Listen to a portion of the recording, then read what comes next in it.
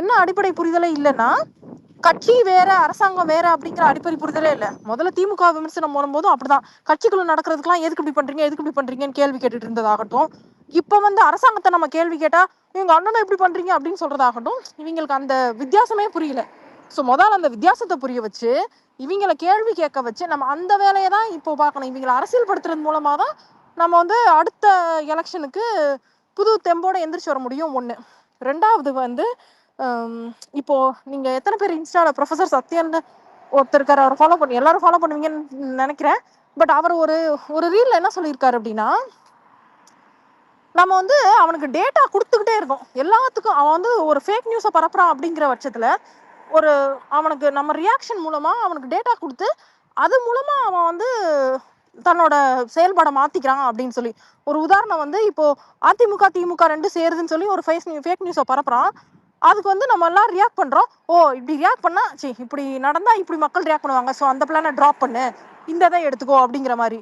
இப்போ இன்னொரு fake news என்னன்னா, உதயநிதி அவர்கள் கைதாக்கப்படலாம் அப்படின்னு சொல்லி ஒரு ஃபேக் நியூஸ். ஸோ இதுல மக்கள் என்ன பண்ணுவாங்க, ஆமா அவங்களுக்குலாம் வேணும் அப்படின்னு சொன்னாங்கன்னா அடுத்து அது நடக்கும். இல்ல அதை அப்புறம் நீ தொட்டு பாடுறா அப்படின்னு சொன்னா நடக்காம ட்ராப் பண்ணிடுவாங்க. ஸோ இந்த மாதிரி நம்ம அவனுக்கு அவன் மேனிபுலேட் பண்றதுக்கு நம்ம டேட்டா வழியெல்லாம் கொடுத்துட்டு இருக்கோம். இதான் நம்ம டிஃபென்ஸ் ஆடுறதுனால தான் தப்பு பண்ணிட்டு இருக்கோம்.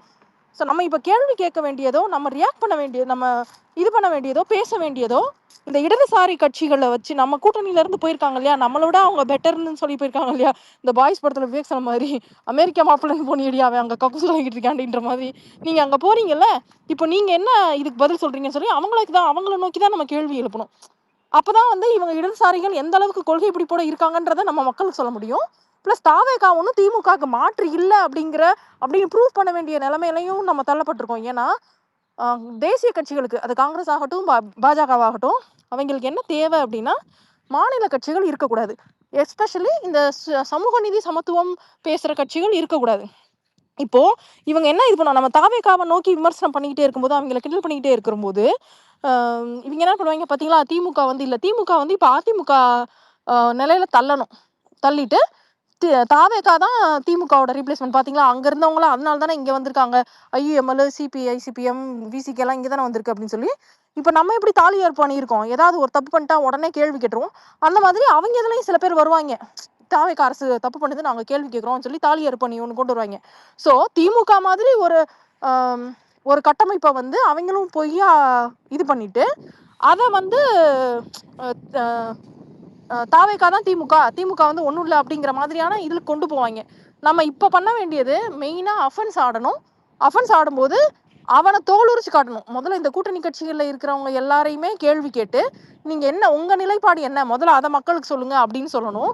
இப்ப இவன் தாவேகால இருந்து இந்த ப்ராபகண்டா பண்ணி இப்ப எல்லாம் தான் அடி வாங்குறாங்க இல்லையா, எல்லாரும் மூக்கும் வெளுத்து போச்சு, அதனால எல்லாரும் சரமாரியா அடி வாங்குறாங்க இன்ஃபுளுசர்ஸ் எல்லாம். ஸோ அவங்கள என்ன பண்ணுவாங்க, டக்குன்னு மேல் இடத்துல இருந்து உத்தரவு வந்த உடனே நாங்க கேள்வி கேட்கிறோம் பாரு அப்படின்னு சொல்லி அவங்க தாலி ஏற்பானியா மாறுவாங்க. அவங்களுக்குள்ளேயே ஒரு பெரிய கட்டமைப்பு இருக்கும், நாங்க யாருக்கும் எதிர்த்து கேள்வி கேட்போம் அப்படிங்கிற மாதிரியான ஒரு பிம்பம் கட்டமைக்கப்படும்.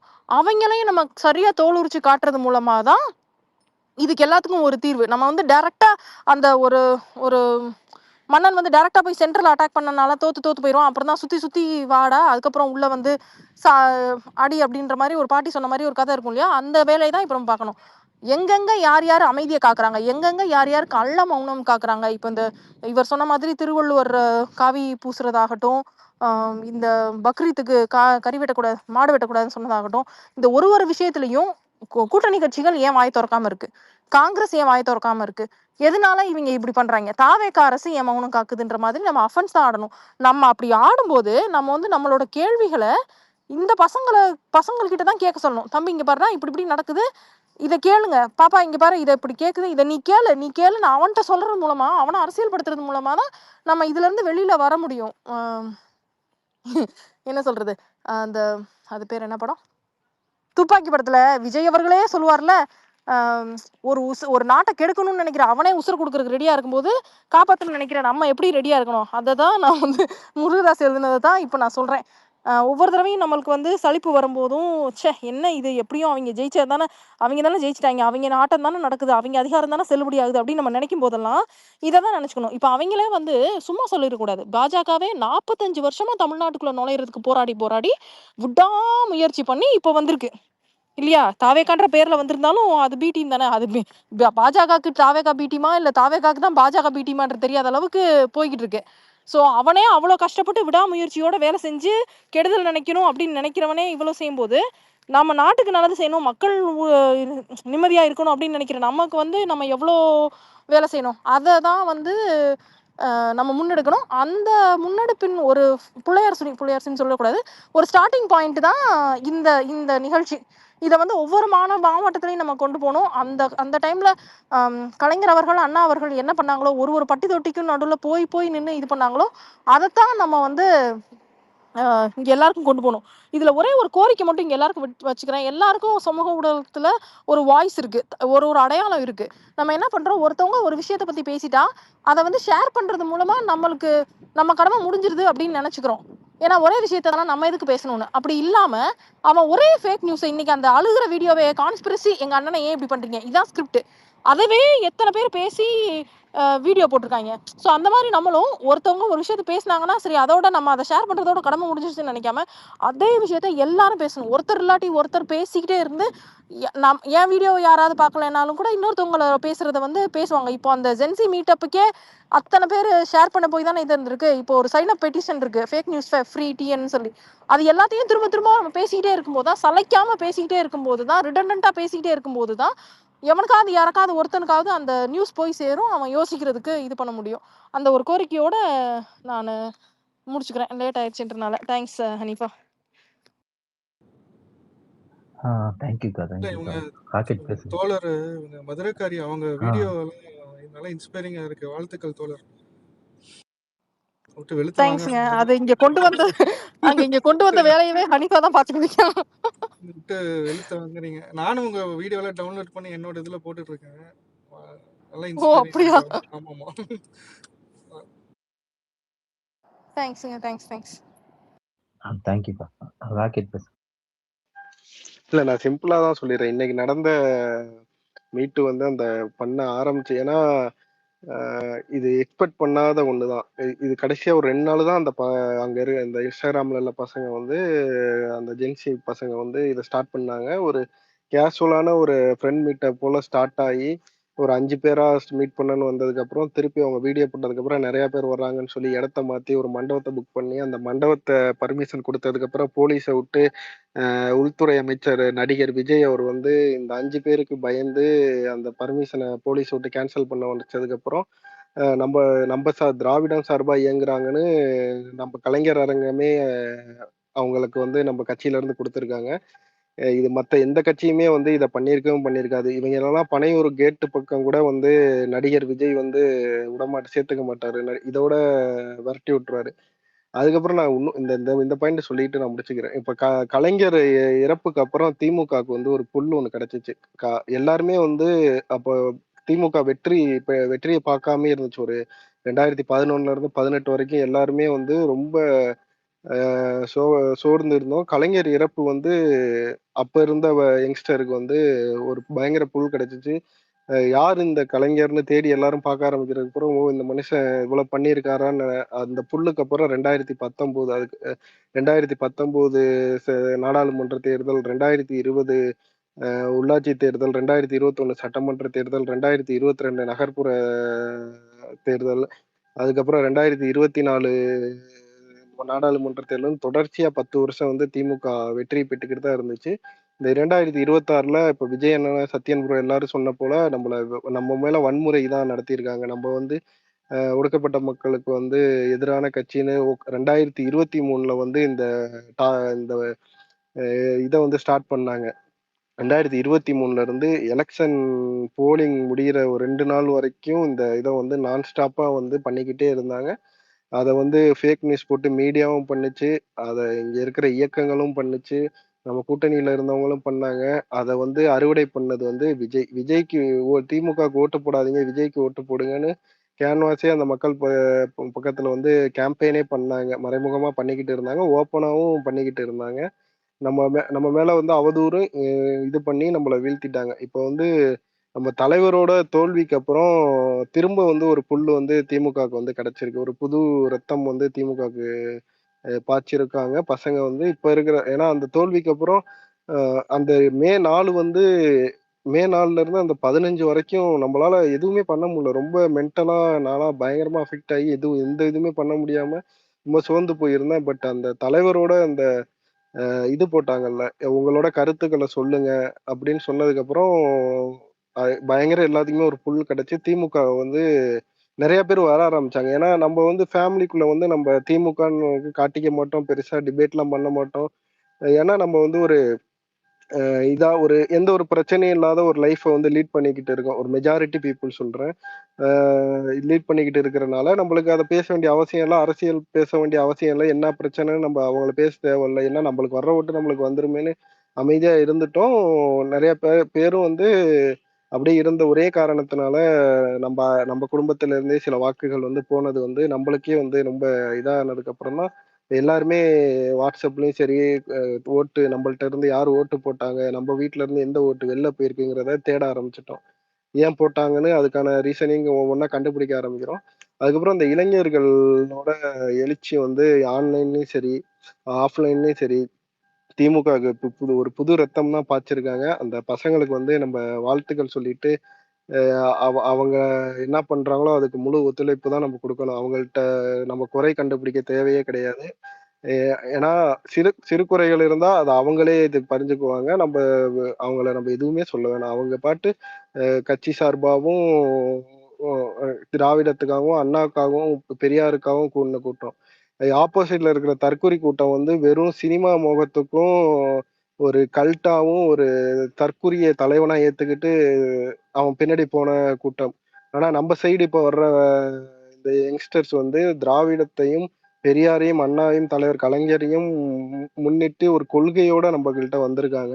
அவங்க வந்து கண்டிப்பா வந்து இந்த புது ரத்தம் வந்து திமுகவுக்கு மேற்கொண்டு பலம் தான் கிடைக்கும். வர்ற தேர்தல்கள்ல இப்ப இவங்க தான் நம்மள வெற்றி பெற வைக்க போறாங்க. எப்படி கலைஞர் இறப்புக்கு அப்புறம் ஒரு புல் கிடைச்சு அந்த 90களில் பிறந்த இளைஞர்கள் வந்து திமுகவோட வெற்றியை உறுதிப்படுத்தி 10 வருஷம் வந்து திமுகவுக்கு வந்து தோல்வி முகமே இல்லாம கொண்டு போனாங்களோ, அதே போல இப்ப நம்ம தலைவரோட தோல்வி வந்து இப்ப இருக்கிற யங்ஸ்டர் வந்து அத கையில எடுத்து திமுகவ வந்து கொண்டு போய்க்கிட்டே தான் இருப்பாங்க. ஏன்னா ஆப்போசிட்ல இருக்கிற எதிரிகள் வந்து மாறிக்கிட்டே இருக்கலாம். ஆனா திமுக அதுக்கான இடத்த வந்து என்னைக்குமே விட்டுக் குடுக்காது. திமுக அ க்கான ஆட்களும் வந்து காலம் காலம் வந்துகிட்டே தான் இருப்பாங்க. ஒரு தோல்விக்கு திமுக வெற்றி பெற்றோட திமுக கூட இருக்கிறவங்களோட திமுகவோட தோல்வி வந்து பல பேர வந்து உலுக்கிரும். ஐய்யய்யோ! நம்பளால தோத்துருச்சோ திமுக. நம்ப ஓட்டு போட்டிருந்தா திமுக ஜெயிச்சிருக்குமே. திமுகவுல தானே நம்ம படிச்சிருக்கோம். திமுக தானே நம்மளுக்கு ரிசர்வேஷன் கொண்டு வந்திருக்கு. திமுக தானே நம்மள கல்வியில உயர்த்துச்சு. திமுக தானே நம்மள கல்வி, பொருளாதாரம், சமூகமா முன்னேற்றுச்சு. திமுக இல்லாட்டி நம்ம என்ன ஆயிருப்போம்? உத்தரப்பிரதேசம், குஜராத் போல எ இருக்கிற எல்லா பியூரோக்ராட்ஸும் மேல் ஜாதியில இருந்து வந்திருப்பான். ஆனா தமிழ்நாட்டுல இருக்கிற அரசு அதிகாரிகளும் சரி, இங்க இருக்கிற மக்களும் சரி, ஒரு பிற்படுத்தப்பட்ட, ஒடுக்கப்பட்ட சிறுபான்மையின மக்கள்ல இருந்து தான் இருக்காங்க. இதெல்லாம் பார்த்ததுக்கு அப்புறம் இந்த யங்ஸ்டர்ஸ் வந்து இத திரும்பி அவங்களுக்குள்ள பேச ஆரம்பிப்பாங்க. திமுக திரும்பி வந்து மீண்டெழுந்து வரும். ஏன்னா இந்த இந்த வீழ்ச்சி வந்து எல்லாத்தையுமே உலுக்கிது. சொல்லப்போனா திமுக சாராதவங்கள கூட ஆதரவாளர்கள், அதிமுக சொல்லப்போனா அதிமுக காரங்கள்ல கூட திமுகவோட தோல்வி வந்து எப்படி இவ்வளவு செஞ்சு தோத்தாங்க, எக்ஸ்பெக்ட் பண்ணலன்னு அவங்களே பேச வச்சிருக்கு. இப்ப ஜென்சி பசங்களோட இந்த 5 பேருக்கு வந்து ஒரு அரசே வந்து பயந்திருக்கு. அதனால அந்த இத முன்னெடுத்த அந்த இளைஞர்களுக்கும், அவங்க கூட நின்ற அந்த ஜென்சி இளைஞர்களுக்கும், அவங்களுக்கு வந்து கடைசி நேரத்துல பாதுகாப்பும், அவங்களுக்கான இடமும் ஒதுக்கி கொடுத்த கலைஞர் அறிவாலயத்துக்கும், தலைவர் ஸ்டாலினுக்கும், அண்ணன் உதயநிதிக்கும் நன்றி தெரிவிச்சுக்கிறேன். இந்த தீ வந்து இன்று பத்த வைத்த இந்த தீ வந்து எப்படி 1967ல வந்து அண்ணாவோட பின்னாடி இளைஞர்கள் வந்து கூடி நின்றாங்களோ, இப்ப இந்த இளைஞர்கள் அண்ணன் உதயநிதி பின்னாடியும் அவரோட பேச்சுகளாலும் ஈர்க்கப்பட்டு வந்தவங்க தான். இவங்க வந்து திமுகவ வந்து வெற்றி பெற வைப்பாங்க. வர்ற இடைத்தேர்தலும் சரி, அடுத்து வரப்போற நாடாளுமன்ற தேர்தலும் சரி, உள்ளாட்சி தேர்தலையும் சரி, 2031 சட்டமன்ற தேர்தல்லயும் நம்மளுக்கான வெற்றிய வந்து உறுதிப்படுத்த போறது வந்து இப்ப வந்து நம்மளோட கை கோர்த்திருக்கிற இந்த புது இளைஞர்கள் தான். இவங்களை வந்து நம்ம ரொம்ப மனதார நன்றி சொல்லணும். பாராட்டி நான் உங்களுக்கு நன்றியே சொல்லியிருக்கிறேன். துவண்டு ரொம்ப மன உளைச்சல்ல போன நம்மளுக்கு வந்து இந்த பசங்க வந்து ஒரு உத்வேகம் கொடுத்திருக்காங்க. அவங்க பின்னாடியே நம்மளும் சென்று கழகத்தை மீண்டும் அரியணையத்துல ஏத்துவோம். நன்றி.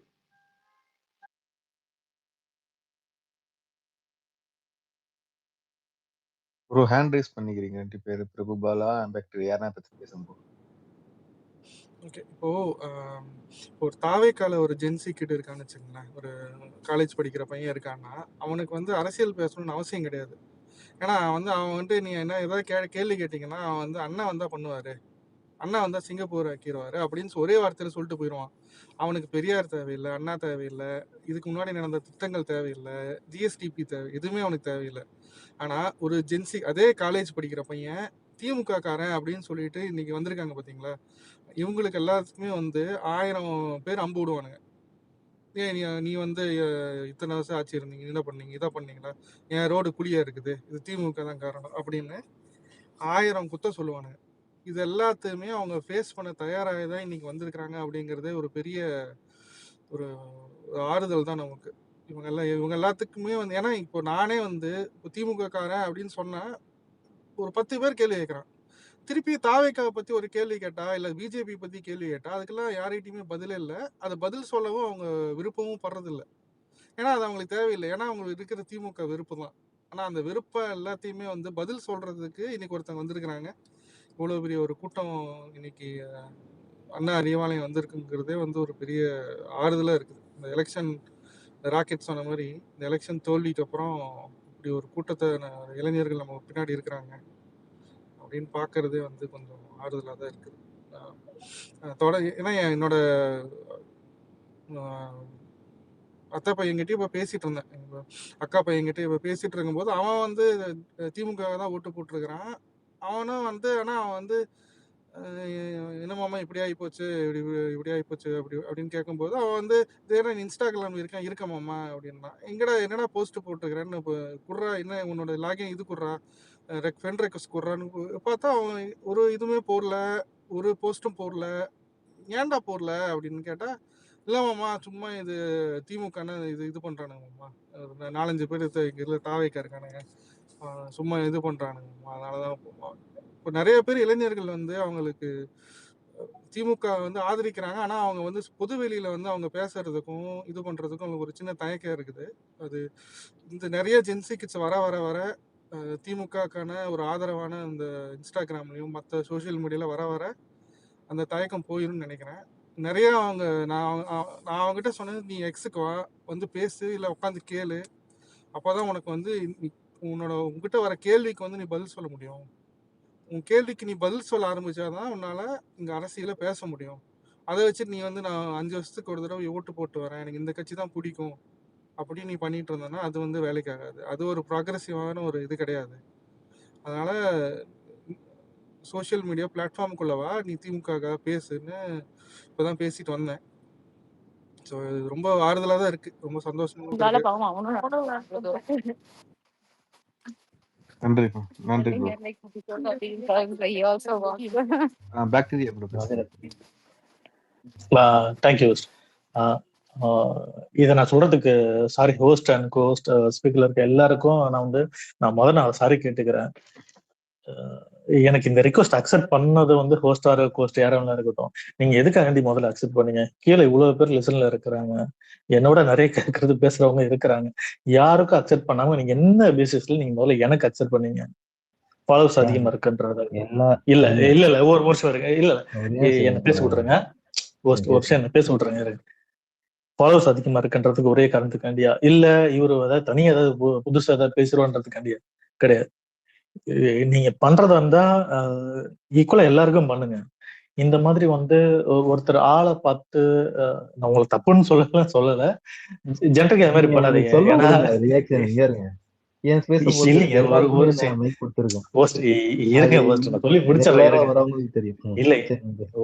எனக்குன்னு சொல்லல, நான் டக்குன்னு வந்தேன், நான் வந்து ஒன்னும் பண்ணல, டக்குன்னு கொடுத்தேன், அக்செப்ட் பண்ணிட்டீங்க. மேபி எனக்கு இது வேற யாரும் கீழே இருக்கிறவங்க லிசனர் யாரோ அவங்க ரிக்வெஸ்ட் கேட்டு நீங்க அக்செப்ட் பண்ணாம இருந்திருக்கலாம் மேபி. நான் அதை பத்தி நான் அந்த கமெண்ட்டுக்குள்ள நான் வரவே இல்லை.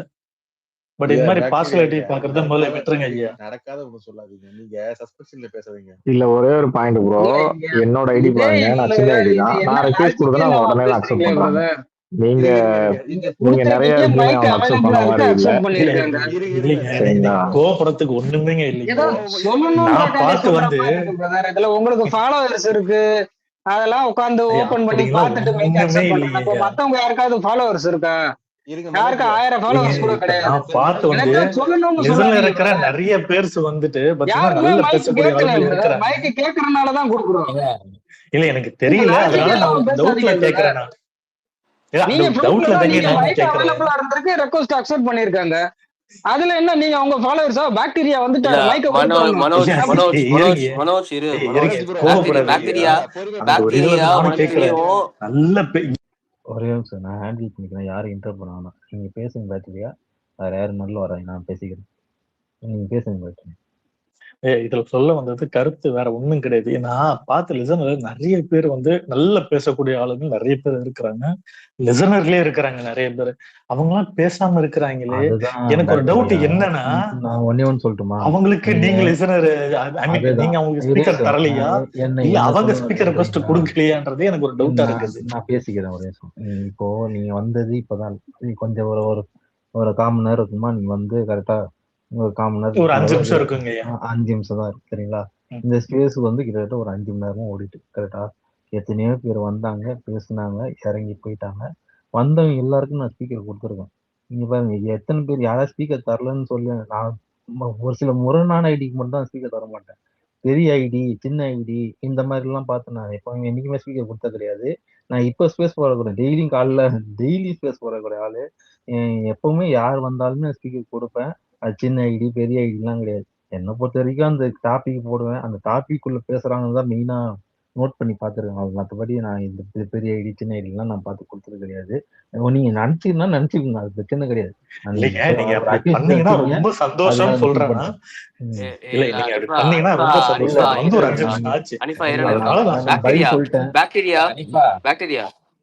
நீங்க வந்து இப்ப வந்து பேசல, இப்ப வந்து கேக்குறீங்க, பிரச்சனை கிடையாது. நான் ஒண்ணு கேக்குறேன். இப்ப நீங்க வந்து பாக்டீரியா உங்ககிட்ட வந்து ஒரே விஷயம் பாக்டீரியா இருங்க, அவர் அக்செப்ட் பண்ணிட்டாரு, நீங்க கண்டினியூ பண்ண வேணாம். வேற ஏதாவது பேசுனா பேசுங்க. பாக்டீரியா நீங்க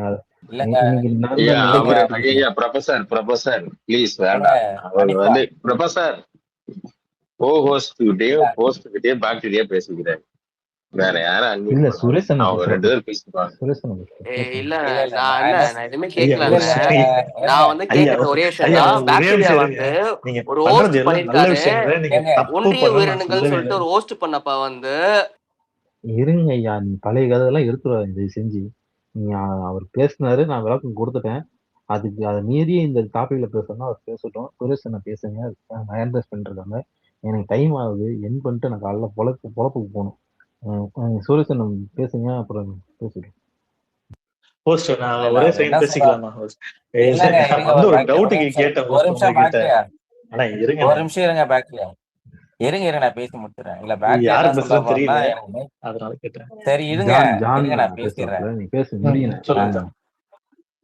இல்லங்க, அவர் என்ன சொல்றாருன்னா, இவ்வளவு நேரம் வந்து எனக்கு மைக் கொடுக்காதீங்கன்னு சொல்றாருங்க. அனிப்பா புரிஞ்சுங்க. சரி, நான் இந்த மாதிரி தரல. விஜய் பேசு.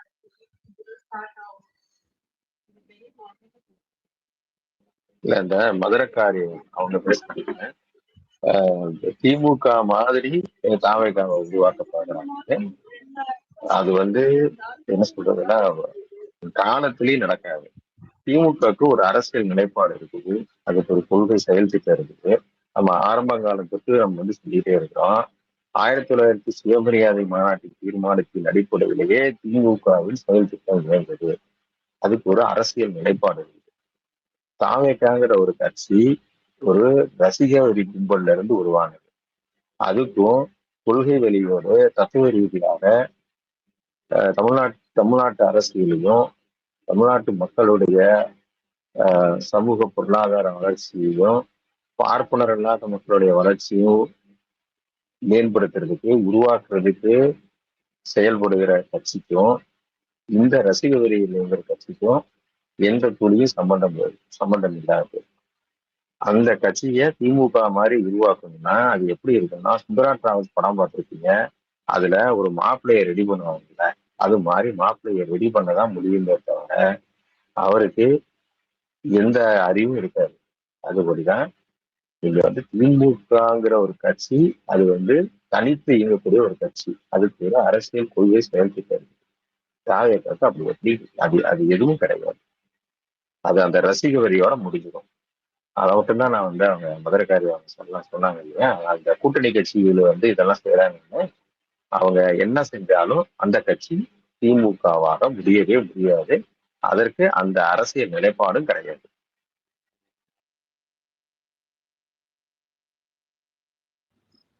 பேசுங்க சுரேஷன், பேசுங்க, முடிச்சிடலாம். நான் நாகப்பட்டினத்துல இருந்து ஹேமந்த் குமார் பேசுறேன். நான்